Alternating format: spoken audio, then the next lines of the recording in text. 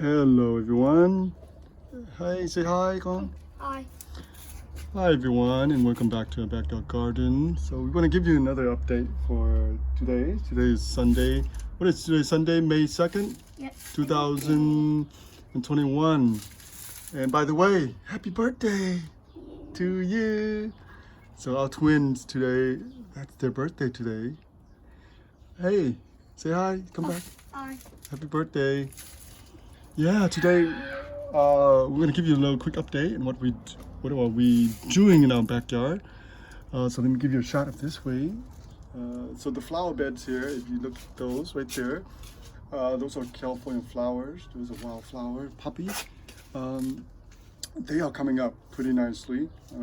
Those they are drought tolerant plant, but they still need some nice, they still need some moisture in order for them to do well. Because the soil here is extremely dry, literally sand. So when they're little tiny, if they don't have, they don't have moisture, or they don't, if the soil is not good enough, and most likely they will die. But here I've been nourishing them a little bit. I've been watering the plant, just water. They don't need really fertilizer or anything like that. And eventually they'll do just fine. There's a lot of them here. I cannot transplant them out because this wildflower here is extremely sensitive. As soon as you pick them up, they most likely will die. And in my past experience, none of them really works when I try and transfer them. Even when it's in cool weather, even when I try to pick up the whole piece of dirt, it still doesn't work. So I just forget it. I just leave them the way they are. Now, if I want to thin them out, I definitely can thin them out and pull out the extra one. There's probably hundreds of them here. So eventually, once they grow a little taller, I'll pull out some of the, some of the one I don't want. So I'll thin them out. Now, between all this flowers here, you can see there are bitter melon. As a matter of fact, the bitter melon, the one that volunteer ones, actually grow better than the one I transfer over there. You see that? So look at how nice and green they grow. It's just beautiful. I don't know, I might keep them here and just let them climb up here, and the wildflowers will be on the bottom. But again, if I'm gonna grow them here, then I definitely need to add a lot of compost, a lot of fertilizer to keep them going. Okay, so here is, again, just completely sand. See that? Just look at that. The soil just mainly sand. Just look at, there's no way you can grow anything here. It's so dry. So here, I add a lot of amendments, as you can see here, a lot of compost, and like I mentioned, I transplanted several bitter melon here. Some of them were here already, like the one here in the corner, or this one in the corner. You see this? So I moved them over to a little bit to the side and allow them to climb up to this trellis. But again, once you transfer them, they get a little shock, and they don't do as well. But this one's starting to come back. This two, I can tell you that, and they're starting to cling on to this trellis here, and they're starting to grow. So eventually they'll get thicker, they get healthier, they become more robust, and they will grow real fast. So all this here will be my bitter melon patch here, and all this trellis space will be just fine for them. Now we just seed some of the, what is this, herbs, huh? These Chinese chives. Look at that. All right, so we just start some seeds here, and this just about 2 feet. They don't need much space, so that's fine. And then we continue to plant a lot of herbs. That's another herbs here, and down there some basil too, because this patch of garden it's not much sunlight because of the wall here, so the herbs will do just fine. And once the bitter melon climb up to the trellis, this whole area will be kind of nice and shade. But in California, even though it's shaded, it's very hot in the summer, so I don't mind having partial shade.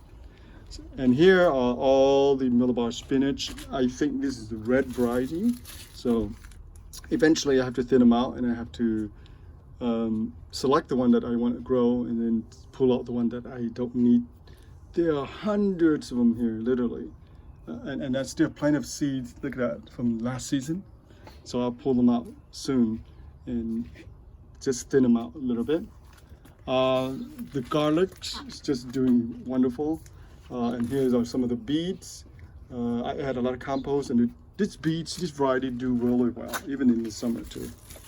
Okay, and we have some volunteer, I think, cucumber from last season. And they were over there in a corner, and I transplanted some of them here, 3 of them.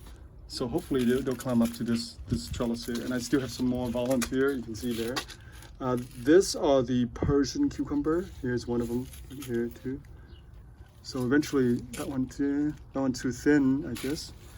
So eventually we'll just move them out to give them a little more space to grow.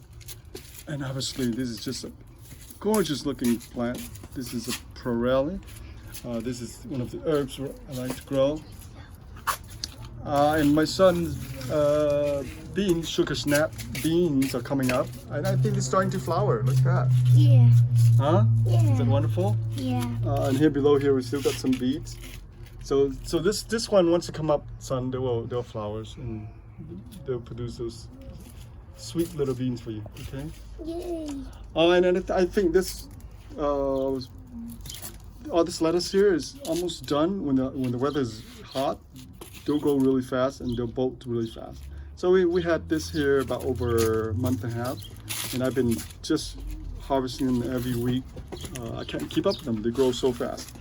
And I already did one harvest, actually 4 harvests so far, and I already just cut them a few days ago. And now they just continue to grow.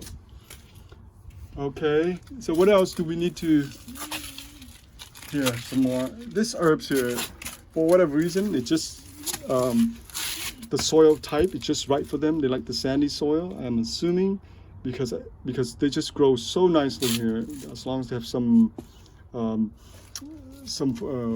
organic compost, they'll do just extremely well.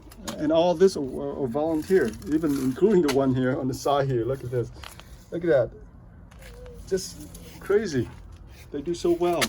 So this type of herbs do extremely well in this soil. Same thing with the sage. Can you move up? And the sage just do so well here because it's just well-drained soil. There's a lot of sandy soil here.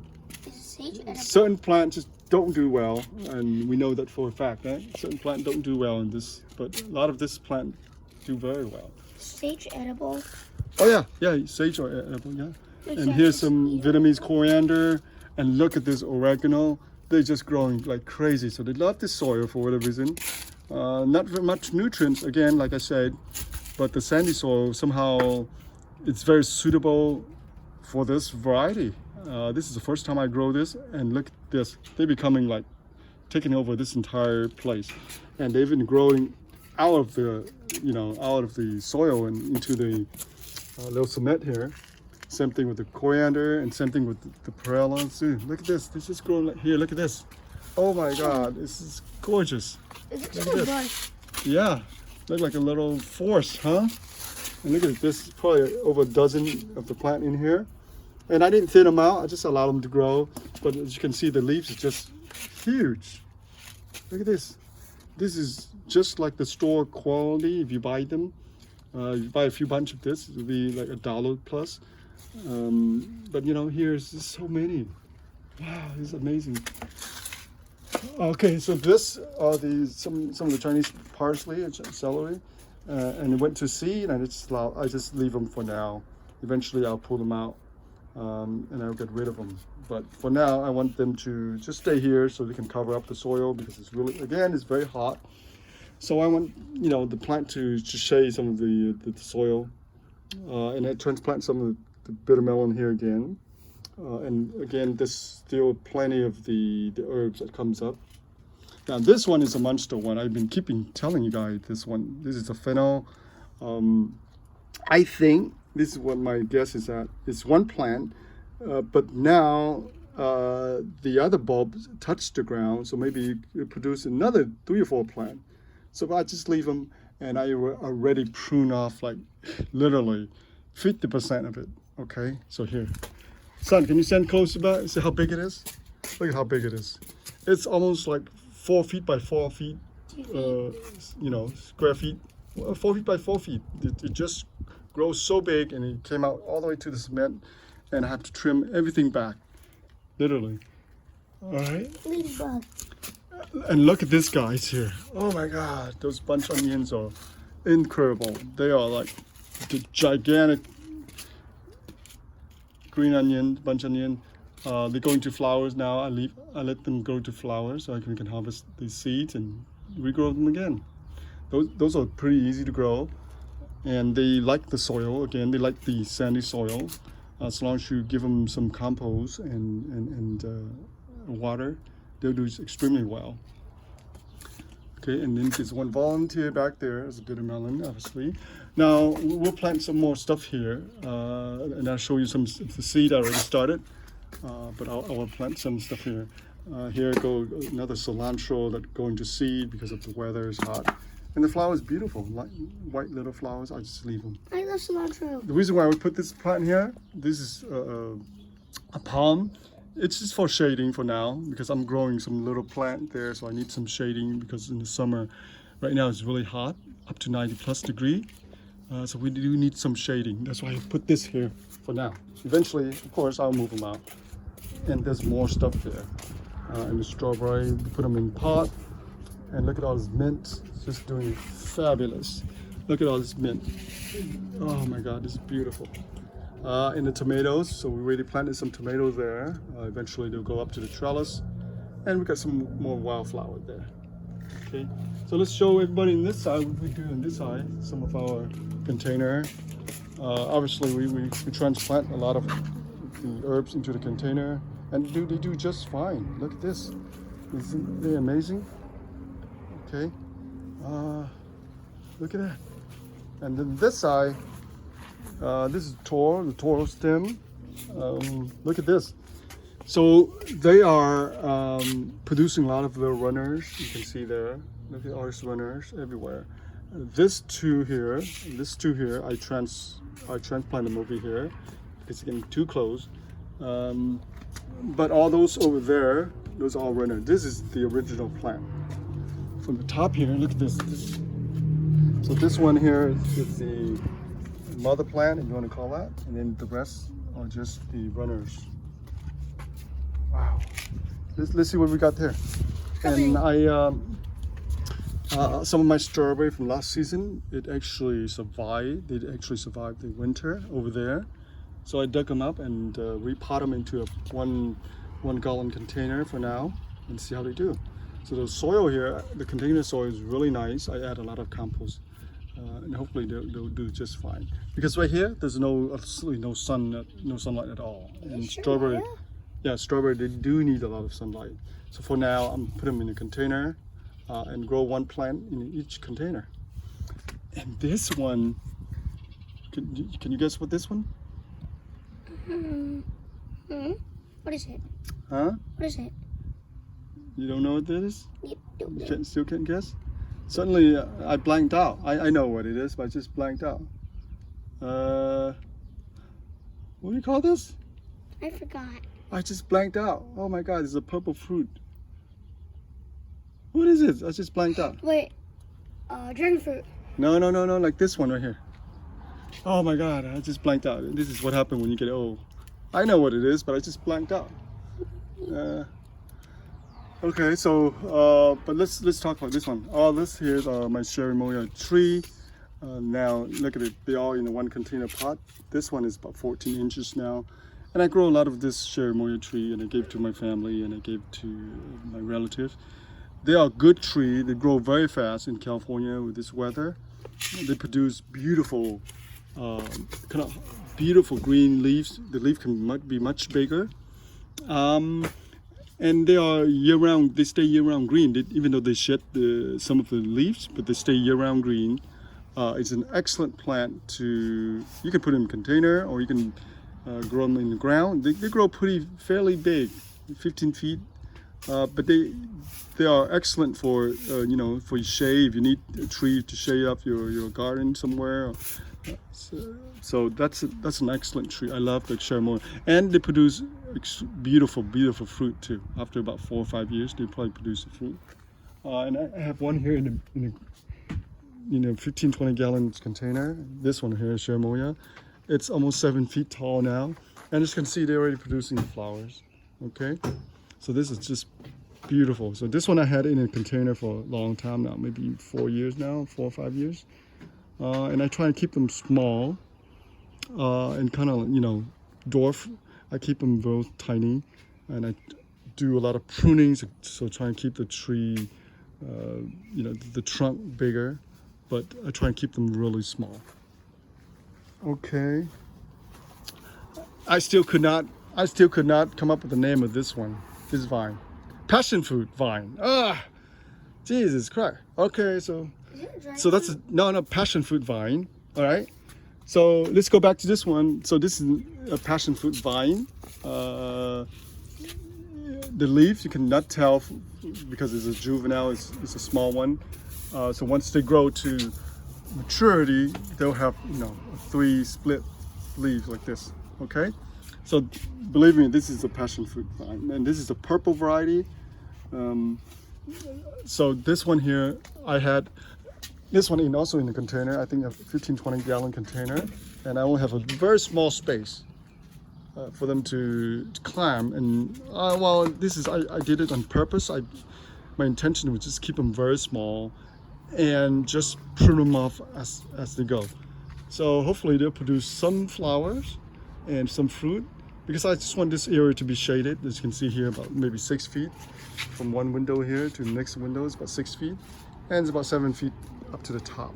And as you can see, now the vine's starting to grow into the windows, so I need to just trim them off. I just want to keep them really small until I find a permanent place in the fence somewhere they can climb. Remember, passion fruit is very prolific. They can grow up to 200 feet if you allow them to. They can take over your house if you allow them to.